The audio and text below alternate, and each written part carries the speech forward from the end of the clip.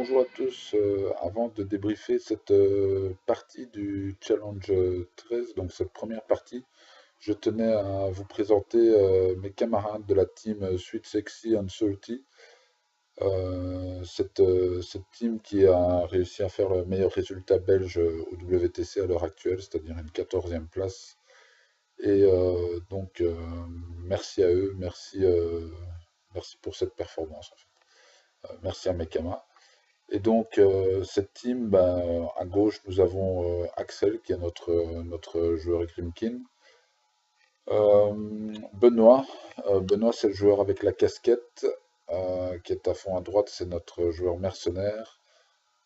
Tim, le grand barbu, qui joue Crix. L'autre grand barbu, ben, c'est moi-même. Euh, ben, moi, je joue troll, hein, je vais pas vous le cacher. Et alors Andy qui était le capitaine et qui nous a donc emmené à cette magnifique 14e place. C'était vraiment un un super événement, un super ressenti et une belle victoire de team parce qu'on a chacun pu arracher des victoires dans des moments difficiles et ce qui nous a permis d'aller à cette 14e place et c'est vraiment un gros souvenir en tout cas pour ma part.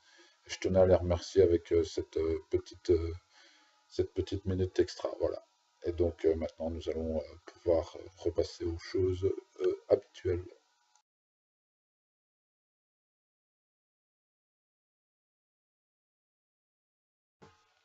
Et donc les choses normales, c'est la présentation des casteurs. Donc ici je suis opposé à Eric. C'est la première fois que je le rencontre en tournoi. Et en fait, ça faisait 6 ans qu'il n'avait plus joué. Donc voilà, il me propose donc Rias et Fiana. J'allais dire Fiona, mais Fiona c'est chez les mères quoi. Donc Rias et Fiana. Et il choisira Rias et moi je prendrai Grim 2. Donc Rias c'est un caster à 5 Fury qui est Weapon Master, qui a Parade et Pathfinder. Elle est acrobatique, elle a riposte, sprint, elle peut aussi servir de siren quand elle est présente comme Arknote. Elle a Critical Decap avec son attaque de corps à corps et Leech, la furie des Warbeasts qu'elle tue. Dans sa spell list, elle a un sort sympathique qui s'appelle Dash qui donne plus un speed aux factions Warrior Model dans sa control range, ainsi que Perry, Parade. Elle a aussi Occultation qui donne stealth à un modèle ou une unité, et c'est un upkeep. Et elle a Rapport. Rapport, c'est un upkeep qui permet à une Warbeast d'utiliser la mat et la rate du spellcaster, ainsi que de doubler le range control.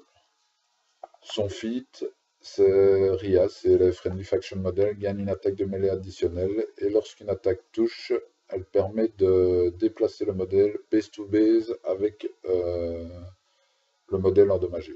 C'est lorsqu'une attaque de mêlée touche. Je n'ai pas précisé, mais c'est bien sûr une attaque de mêlée. La thème force ici, c'est Primal Terror, donc les Ogrunes gagnent vengeance et il a plus de la zone de déploiement. Quant à moi, je joue une toute nouvelle liste assez sympatoche de Grim 2, qui est un caster unit qui a 6 focus et Pathfinder.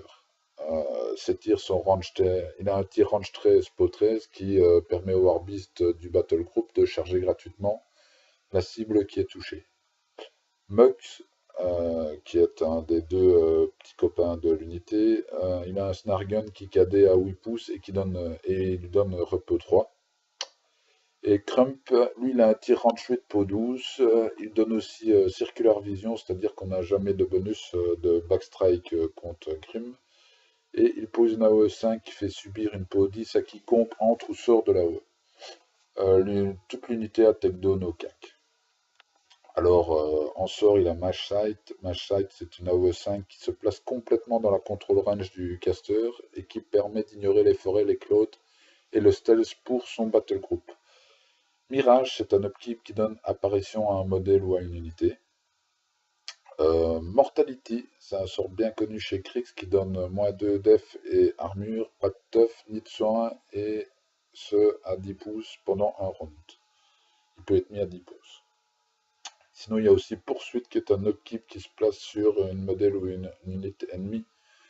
Et si ces derniers avancent, un modèle du BG peut faire une full advance, un modèle du BG de Grim. Donc son feat, c'est tous les friendly faction models de la control range gagnent snipe et mark the target. Donc c'est plus 4 range et plus 2 pour toucher à 5 pouces d'un modèle ayant mark the target. La theme force ici est Krill Company, ce qui me permet d'avoir plus 1 au starting roll. Et les modèles de l'armée ignorent les Friendly Warrior modèles pour les Lost. Donc Friendly Warrior, c'est même les Crocs ici. C'est pas Friendly Faction, mais bien Friendly Warrior. C'est important. Voilà. Et sur ce, ben, on peut passer à la suite. Donc voilà mon tour 1. J'ai gagné le toss et j'ai choisi de commencer. Parce que comme ça, comme j'ai pas mal j'ai 2 unités en advance déploiement et j'ai des grands mouvements quand même pour des trolls de disons 6. Donc je peux vite aller mettre la pression de l'autre côté en jouant en premier. Et c'est donc là-dessus que je compte directement au déploiement, c'est-à-dire aller le plus loin possible, tout en essayant d'éviter de prendre le max de dégâts. Donc je lui pose quelques questions sur ses portées de tir et ensuite j'avance mes crocs et pour commencer les crocs. Voilà. Donc les crocs qui courent, ils courent en dehors des portées de charge adverse. Et le chef en dernier, avec tout le monde en commande. Juste après, ben, c'est les Norskin. Et là, petite incompréhension entre moi et mon adversaire, c'est-à-dire que je lui demande sa distance de max et il ne compte pas l'assaut dedans. Donc bah, c'est une incompréhension entre lui et moi. De toute façon, je savais qu'ils avaient assaut. Je l'ai juste oublié. Mais du coup, bah, je les mets un poil trop près et je prendrai quand même quelques tirs. Rien de bien grave, mais voilà, mauvaise compréhension. Ensuite, ben voilà, là c'est le bomber qui court. Ce qu'on voit là-bas, c'est la colline. Bredlon me rejoint. Ils sont tous les deux sur la colline. Suivi du Runebearer qui met Harmonious Exaltation. La pierre va avancer. Elle va mettre pas d'effet continu. Voilà. Plus de rendu, pas d'effet continu. Derrière, ben, je vais activer le bomber qui va courir à l'abri de l'obstruction et derrière les Northern Raiders. Puis ils sont autour des Highwaymen de courir derrière les Raiders. Voilà. Ils vont tous déjà dans la zone. Comme ça, je suis tranquille. En dernier, j'active maintenant l'unité de Grim. Grim qui va mettre Mirage sur le bomber qui est sur la colline. Voilà. Et ensuite qui va faire une reposition 3 offensive après avoir mis tout le reste de sa furie dans la pierre. Voilà. Et derrière, le Boktrop court.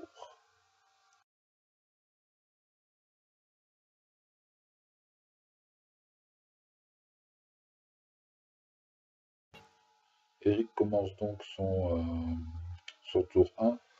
Ben moi, tant qu'à oublier l'assaut des Ogrunes, ben, j'ai aussi oublié l'assaut du Carnivean. Et du coup, voilà, il me fait un assaut.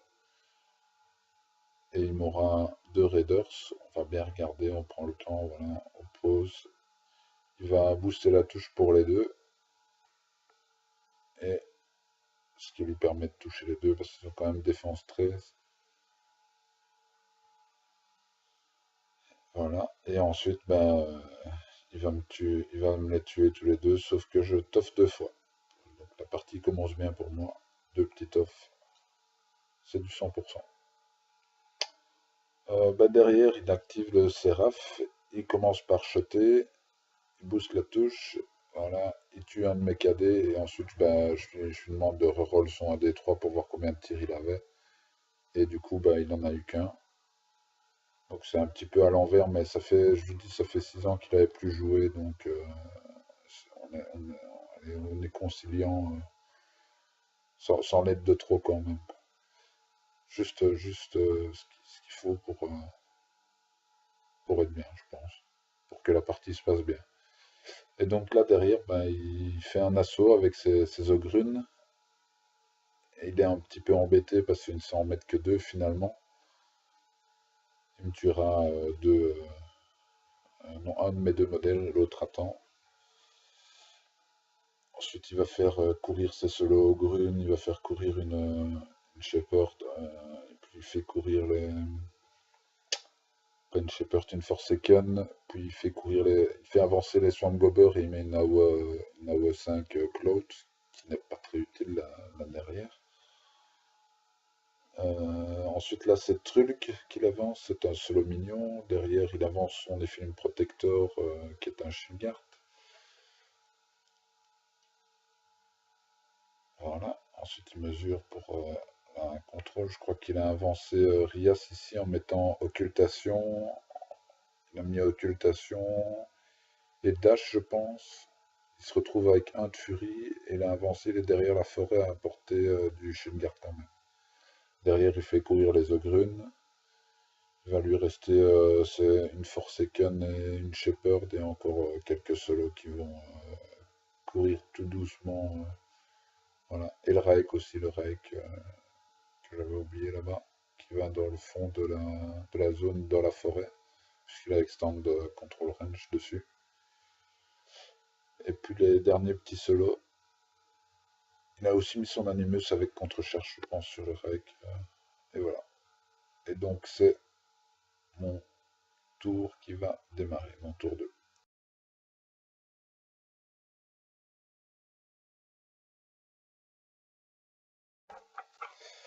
Et donc voilà, mon tour 2 commence, et ben voilà, on voit tout de suite que je mesure la portée des bombers, ils sont tous les deux à 12 pouces de Rias.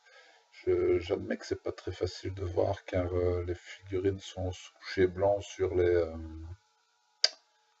ronds de scénario, sur les zones de scénario rondes qui sont blanches, donc du coup ben, c'est difficile de bien la voir. Mais voilà, faites-moi confiance, elle est à 12 pouces.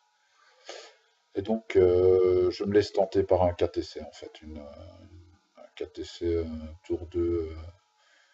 Il n'a qu'un de Fury, il a un Shilgard, et bon, bah, moi, j'ai envie de le tenter derrière la forêt, ça fait partie du petit achievement personnel qui me tente bien. Voilà. Et donc, j'ai commencé par activer le Ringbearer qui a mis Harmonious Exaltation. Et là, je proxyte, en fait, on voit le gros proxy rond, c'est la proxy du Bomber. Pour ne pas que mes crocs viennent gêner mes mouvements, donc je le proxyte avant et je place, voilà, je place tous les crocs de part et d'autre pour laisser un couloir, que ce soit à Brelon ou au Moller. J'ai aussi pas upkeepé Mirage puisque je n'en avais pas besoin, donc comme ça me fait une furie en plus pour ce tour-ci. Et donc voilà, derrière j'active les crocs qui vont faire des tirs sur les ogrunes qu'ils ont devant eux. Il y en a deux qui vont mettre oil et les autres vont commencer à shooter les deux plus en avant. Et donc voilà, il fera un tof, mais je finirai quand même par achever les deux ogrunes les plus devant et à faire quelques dégâts sur un troisième, je pense. Donc voilà. Donc l'idée derrière ça, d'avoir laissé le couloir, en fait, c'est de permettre à un Brelan de courir, la battre tout au bout. Voilà, je la mets à 5 pouces, je regarde si c'est possible. Et voilà, c'est possible. Je la fais courir, elle est à 5 pouces, donc pour le mark the target en fait. Qui est la deuxième partie de mon feat, la première étant le snipe. C'est-à-dire que maintenant Rias elle a un mark the target, mais elle est sous occultation, donc elle est invisible, elle est stealth. Malgré tout, bah, Grim il a la solution à ce genre de souci. Et il va s'avancer. Il va d'abord placer. Je sais plus le nom, j'ai plus le nom en tête, c'est la OE5 qui permet de voir. Voilà, Mage Sight. Il va placer Mage Sight sur une partie de la forêt et surtout sur le bord du socle de Rias pour permettre à mon battle group de la voir. Et bah derrière, voilà, j'ai une ligne de vue dessus du coup. et je vais shooter avec Grim. Je vais d'abord tenter de passer un Mortality. Malheureusement, le Mortality va rater. Mais parce que pour le Mortality, je bénéficie pas de Mark the Target vu que c'est sur les range attaques. Par contre, sur le tir, je ferai déjà à 2 points de vie. Le Mortality fait que le KTC est beaucoup moins sûr derrière, mais malgré tout, bah, je continue jusqu'au bout. Je trouve ça rigolo. Donc voilà. Derrière, bah, c'est le Bomber qui avance, le Bomber qui était sur la colline. Bah, vu qu'il a snipe, bah, il va booster, il va toucher les 2 fois. Donc il va booster les 2 fois. Une fois, ça sera shield gardé. Et la deuxième fois, ça sera transféré. Donc maintenant, il reste plus que Rias à poil avec 2 points de vie de moins. Bah, derrière, je vais activer les Raiders. Il y en a 2 qui seront à 5 pouces de Rias. Bah, je vais quand même tenter des tirs dessus parce que tant qu'on y est, autant gratter quelques points de vie. Mais malheureusement, ça déviera. Ça touchera jamais. Ça ira toujours nulle part en fait. Toujours derrière. Ça sert à rien.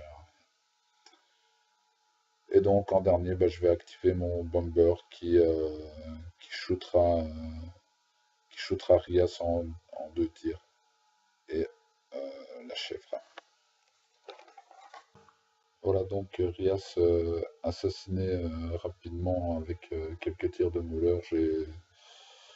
C'est un peu rapide pour mon adversaire, mais ça nous aura permis de débriefer un peu la partie et de discuter. J'étais assez étonné de son choix de liste.